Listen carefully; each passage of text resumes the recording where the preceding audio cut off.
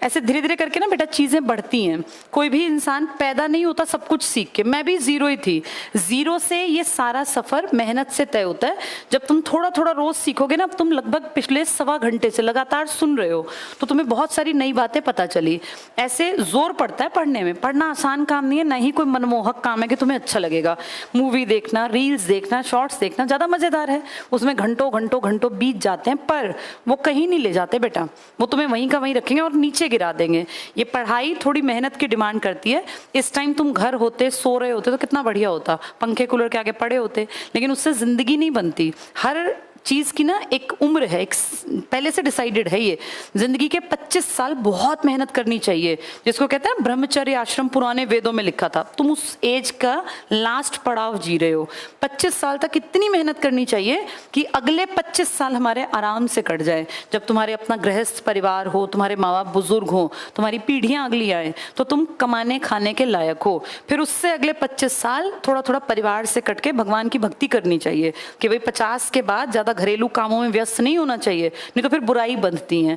ये मैंने नहीं बनाया नियम, ये आपके वैदिक काल में वेदों में लिखा था। जाबालोपनिषद करके आपका उपनिषद है एक, जिसमें ये आश्रम बताए गए हैं। तो जो समझदार आदमी है ना, वो आज भी ऐसी अचीवमेंट करता है। 25 तक अपने पैरों पे इतने अच्छे तरीके से खड़े हो जाना चाहिए कि हमें किसी के सामने हाथ ना फैलाना पड़े कि हमारी फीस भर दो, हमें ये खर्चा करना है, पैसे क्यों करना है इसे। तुम 18 के बाद से मेहनत करो, पहले अपने पैरों पे खड़े हो। पढ़ाई लिखाई आगे आगे साथ साथ कितनी भी चल सकती है, जिंदगी भर पढ़ सकते हो, कोई सीमा नहीं है पढ़ने की। लोग पीएचडी 60 साल के बाद भी करते हैं जिनका इंटरेस्ट है। तो अपना सबसे पहली प्रायोरिटी, भैया मुझे इंडिपेंडेंट बनना है, पैसे कमाने हैं, उसके बाद फिर अपनी लाइफ को अच्छे रास्ते पे ले जाके कुछ करना।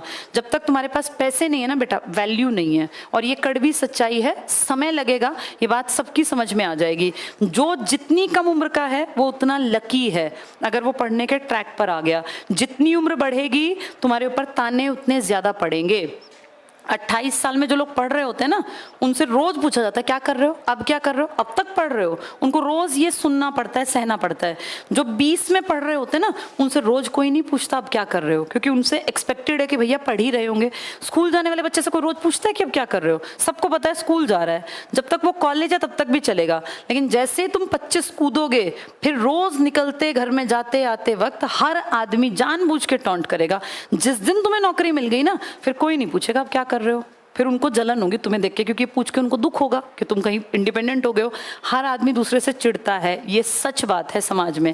अपनी एक पोजीशन बना लो ताकि तुम लोग जो हो कोई जवाब दे पाओ। ये ना हो कि आंखें बचा के गुजरना पड़ता है। शर्म आती है बेटा एक एज के बाद।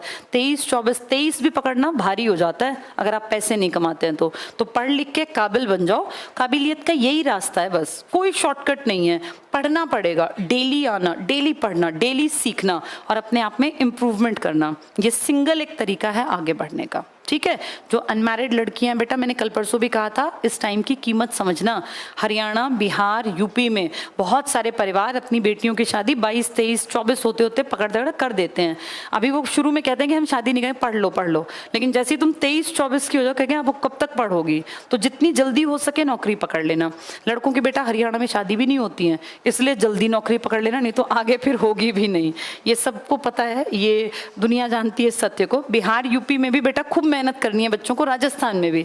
हम सब जिस कम्युनिटी को बिलोंग करते हैं ना, हमारे बिना कमाए हमारा पेट नहीं भरेगा, ये सबके लिए है। तो कमाने का अपना टारगेट बना लो, ठीक है। किसी का कोई डाउट? मेहनत करनी है, अपने मन में धार लो भैया मुझे मेहनत करनी है, मुझे पढ़ना पड़ेगा, मुझे डेली सीखना पड़ेगा, तब मेरा उद्धार होगा। बाकी कोई भगवान, परमेश्वर, परमात्मा आके किसी का उद्धार नहीं करेंगे। पेपर तुम ही लिख के आओगे, भगवान तुम्हारा पेपर नहीं लिखेंगे। हाँ, मेहनत करोगे तो वो तुम्हारे भाग्य की लकीर जरूर बदल देंगे, कि जिसमें अगर कोई बुरी चीज लिखी है और लगातार तुम मेहनत कर रहे हो तो वो अच्छी में बदल सकती है। पर भगवान आके तुम्हें हाथ पकड़ के नहीं कहेंगे चल मैं तेरा पेपर दे आऊंगा, वो तुम्हें ही देना पड़ेगा। तो पढ़ना पड़ेगा। All the best.